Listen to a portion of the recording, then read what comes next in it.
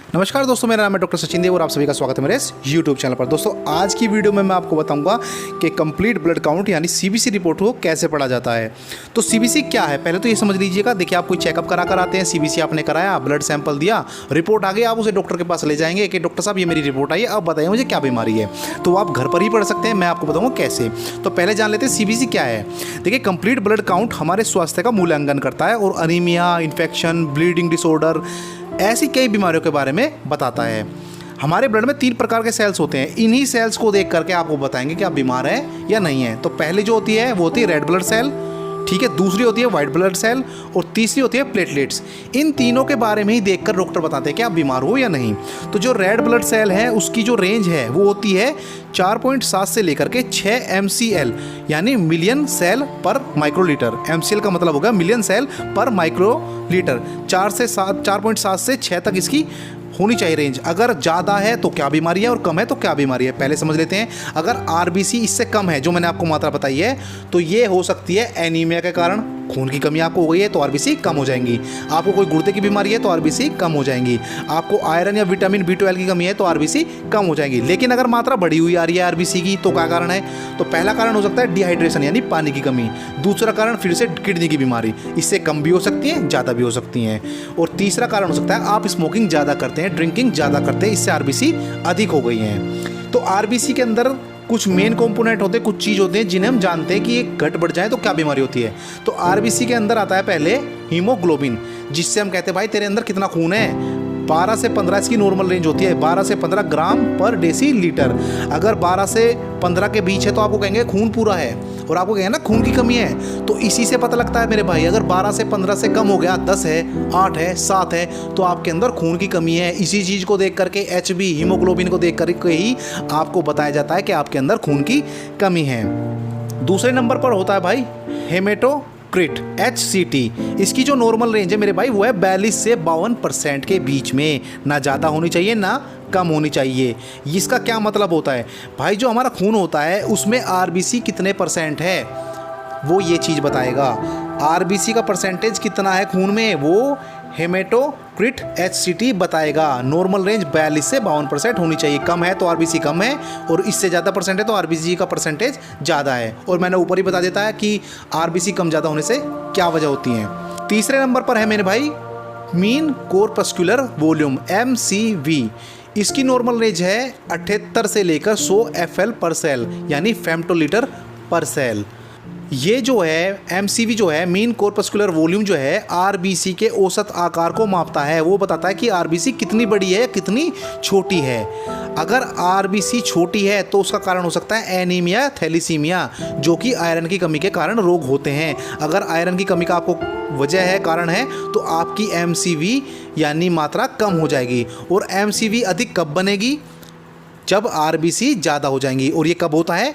या तो आपके अंदर विटामिन B12 या फोलेट यानी जिसे फोलिक एसिड बोलते हैं उसकी कमी आपके अंदर हो गई हो। चौथे नंबर पर आता है MCH मीन कॉर्पस्कुलर हीमोग्लोबिन। इसकी रेंज है मेरे भाई 27 से 31 PG यानी पिकोग्राम्स पर सेल। आरबीसी के अंदर आपके अंदर हीमोग्लोबिन की कितनी मात्रा है, कितनी औसत मात्रा है? एक आरबीसी के अंदर हीमोग्लोबिन की औसत मात्रा को नापने के लिए ही MCH का प्रयोग किया जाता है। तो हीमोग्लोबिन कितना है कितना नहीं वो MCH से पता लग जाता है, औसत मात्रा का पता लग जाता है। 5वें नंबर पर आता है mean corpuscular haemoglobin concentration MCHC। इसकी जो नॉर्मल वैल्यू है मेरे भाई 32 से 36 ग्राम पर डेसीलीटर होता है। अब इसका क्या मतलब है MCHC का? आरबीसी के अंदर हीमोग्लोबिन की औसत एकाग्रता यानी एवरेज कंसंट्रेशन को बताता है, कितना कंसंट्रेट है आपका हीमोग्लोबिन।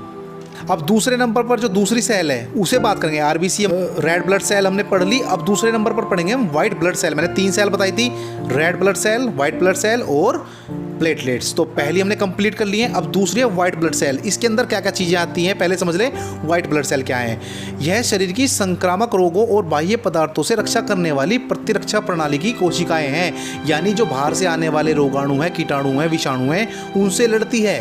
कहते हैं ना रोग प्रतिरोधकता क्षमता, तो वो वाइट ब्लड सेल ही करती हैं, वो ही बचाती हैं हमें भारी रोगों से। बहुत सी बारी हम बिना दवाई के ठीक हो जाते हैं तो वाइट ब्लड सेल के कारण ही होते हैं। इन्हें दूसरी भाषा में ल्यूकोसाइट भी कहा जाता है। तो नॉर्मल रेंज इनकी होंगी 4000 से 11000 पर माइक्रो लीटर ऑफ ब्लड। ठीक है, अब WBC की कमी किस वजह से हो सकती है, यानी वाइट ब्लड सेल आपकी कम हो जाए 4000 से 11000 के बीच में ना रहकर 4000 से कम हो जाए, तो कारण क्या है? पहला कारण हो सकता है ऑटो इम्यून कंडीशन। ये ऐसी कंडीशन है कि जो आपकी जो ये सेल्स हैं ये आपकी हेल्थी सेल से ही लड़ना शुरू कर देती हैं। मैंने बताया था वाइट ब्लड सेल भारी रोगों से, रोगाणुओं से, कीटाणुओं से लड़ती हैं, लेकिन कभी कभी क्या है वे हमारे शरीर की अच्छी सेल्स जो कि हमें कोई नुकसान नहीं पहुंचा रही हैं, अच्छी सेल्स हैं, उनसे ही लड़ना शुरू कर देती है, अपने शरीर को ही खाना शुरू कर देती है। तो इस वजह से वाइट ब्लड सेल की कमी होती चली जाती है। दूसरा कारण हो सकता है आपको कोई इन्फेक्शन हो गया हो। तीसरा कारण हो सकता है आपको डाइटरी डेफिशिएंसी यानी पोषक तत्वों की आपके अंदर कमी हो गई हो। अब वाइट ब्लड सेल 4000 से 11000 के बीच ना होकर के 11000 से ऊपर पहुंच गई, ज़्यादा हो गई, तब क्या कारण हो सकता है? पहला कारण हो सकता है इन्फ्लेमेशन, सूजन आ गई हो आपके शरीर में कहीं भी। दूसरा कारण है एलर्जीज, किसी भी तरह की एलर्जी हो, जैसे अस्थमा है या कोई आपको ब्रोंकाइटिस है, जो भी कुछ है इस तरह की या किसी और तरह की एलर्जी है तो भी ये बढ़ सकती हैं। और तीसरे नंबर पर है वायरल या बैक्टीरियल इन्फेक्शन, आपको बुखार हो जाए वायरल आपको, तो ये वजह हो सकती है कि आपकी WBC बढ़ जाती हैं। अब WBC के भी 5 प्रकार होते हैं। पहला होता है न्यूट्रोफिल्स, इसकी जो नॉर्मल रेंज है मेरे भाई 45 से 75%। ठीक है, अगर ये कम हो जाती हैं या ज़्यादा हो जाती हैं तो इसका कारण है कि आपको इन्फेक्शन है। वो इन्फेक्शन अलग अलग तरीके के हो सकते हैं, तो कम ज़्यादा में अगर 45 से 75 से हट के 45 से 75% से हट करके ज़्यादा है या कम है तो आपको या तो इन्फेक्शन है या कोई किसी तरह की सूजन आपको आ गई है, आपको कोई बैक्टीरियल इन्फेक्शन हो गया है। दूसरे नंबर पर आते हैं लिम्फोसाइट्स, नॉर्मल रेंज इसकी है 20 से 40%। कमी का कारण और अधिकता का कारण बिल्कुल सेम ऐसे ही है जैसे न्यूट्रोफिल्स में था।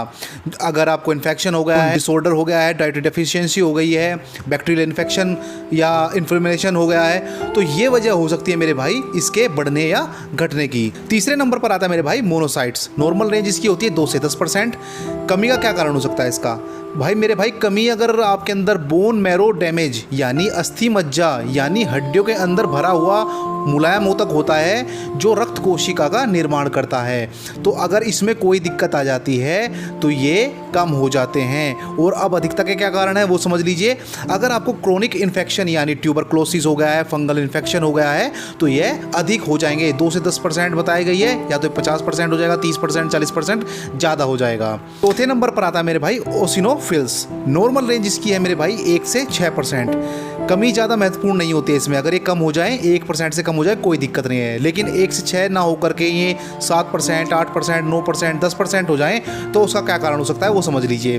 पहला कारण हो सकता है या तो आपको अस्थमा हो गया हो, एलर्जी हो गई हो किसी तरह की, या फिर दूसरे नंबर पर आता है ड्रग रिएक्शन हो गया हो, कोई दवाई ली हो उसका कोई रिएक्शन हो गया हो। तीसरे नंबर पर आता है पैरासाइटिक इन्फेक्शन यानी कोई परजीवी का हमला हो गया हो, परजीवी से हो गई हो कोई बीमारी आपको। और चौथे नंबर पर आता है कि अगर आपको सूजन वगैरह शरीर में आ गई हो, जैसे रूमेटॉइड अर्थराइटिस में हो जाती है। लास्ट और 5वें नंबर पर आता है मेरे भाई बेसोफिल्स, नॉर्मल रेंज होती है इसकी 0 से 2%। अब कमी इसकी इतनी महत्वपूर्ण नहीं है क्योंकि 0 से नीचे क्या होगा, लेकिन अगर ये 2% से ऊपर है तो इसकी अधिकता का क्या कारण हो सकता है? पहला कारण हो सकता है कि रेयर एलर्जिक रिएक्शन, जो बहुत ही रेयर केस में एलर्जिक रिएक्शन होते हैं, जैसे कि फूड एलर्जी आपको हो गई हो, खाने से कोई आपको एलर्जी हो गई हो। दूसरे नंबर पर है भाई रूमेटॉइड अर्थराइटिस, अगर आपको हो गया हो तो भी आपके बेसोफिल्स की मात्रा बढ़ सकती है। अब मैंने आपको एक बात बताई थी शुरू में कि 3 तरह की सेल होती है, red blood cell RBC, white blood cell WBC, और तीसरे नंबर पर थी प्लेटलेट काउंट। तो रेड ब्लड सेल और व्हाइट ब्लड सेल मैंने आपको दोनों बता दिए। अब लास्ट है जो वो है प्लेटलेट, आपको इसके बारे में बता देता हूँ। तो तीसरे नंबर पर है प्लेटलेट, ये है सेल।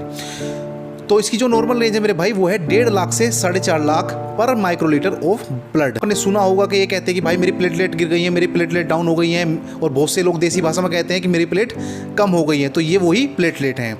अब इसकी कमी के क्या कारण है? मैंने बताया 1.5 लाख से 4.5 लाख के बीच होनी चाहिए, लेकिन अगर ये 1.5 लाख से कम है, 1 लाख है, 80,000 है, 70,000 है, 60,000 है, तो क्या दिक्कत है?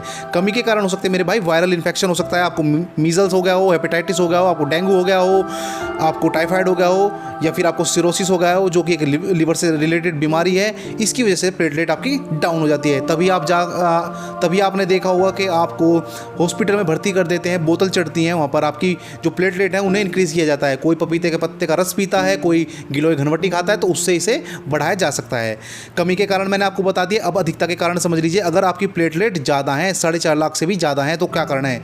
हो सकता है मेरे भाई आपको कैंसर हो गया हो जिससे कि आपकी प्लेटलेट बढ़ गई हो, आपको रूमेटॉइड अर्थराइटिस हो गया हो तो उससे भी प्लेटलेट बढ़ जाती हैं, या फिर तीसरे नंबर पर आपके अंदर खून की कमी हो गई हो, आयरन की कमी हो गई हो, तब भी प्लेटलेट बढ़ जाती हैं। इसके 2 भाग होते हैं प्लेटलेट के। पहला होता है मीन प्लेटलेट वॉल्यूम यानी MPV। इसकी नॉर्मल रेंज होती है मेरे भाई 6 से लेकर 9.5 FL। FL होता है फेम्टोलीटर। यह प्लेटलेट के औसत आकार को दर्शाता है। MPV जो होता है प्लेटलेट के आकार को बताता है कितनी बड़ी है, क्या इसका आकार है।